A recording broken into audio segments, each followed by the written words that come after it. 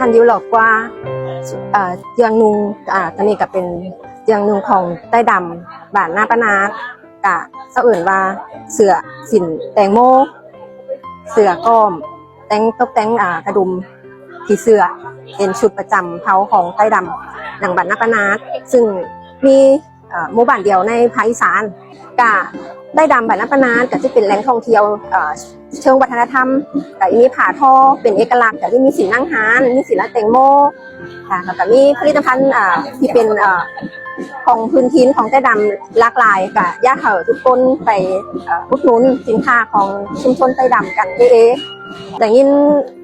ไอเถาเอ็มเถาเมามากอะท่านพระองค์ท่านเคยเสด็จไปแล้วก็เคยมีไอเถาเอ็มเถาได้ถวายมีโอกาสได้ถวายผาทอให้กับพระองค์ท่านมีโอกาสได้มากราบพระองค์ท่านเป็นครั้งสุดท้ายแล้วก็ซึ่งพระองค์ท่านเนี่ยเป็นผู้ที่ให้ความสำคัญเกี่ยวกับผาทอกับอีไปบ่คนในชุมชนแต่ยังคงอนุรักษ์ไว้เกี่ยวกับการผลิตผ้าทอที่มีคุณค่าต่อไปจะเชิญชวนพี่น้องไอเถาเอ็มเถาหรือว่าทุกคนที่มีโอกาสที่เข้ามากราบถวายพระองค์ท่านกะอย่าให้มีมากันเป็นครั้งสุดท้ายที่เขาได้มามองนี่แต่อย่าให้มากันจุกนในครั้งหนึ่งพระพันปีหลวงเคยเป็นพระองค์ที่ให้ความสำคัญเกี่ยวกับผ้าแล้วก็อย่าให้ลูกหลานเฮาบ่ถิ่มอย่าให้ซื้อทอดในการอนุรักษ์ไว้ซึ่งวัฒนธรรมประเพณีเกี่ยวกับการทอผ้าแล้วก็เป็นตัวซื้อถึงว่าวัฒนธรรมเฮา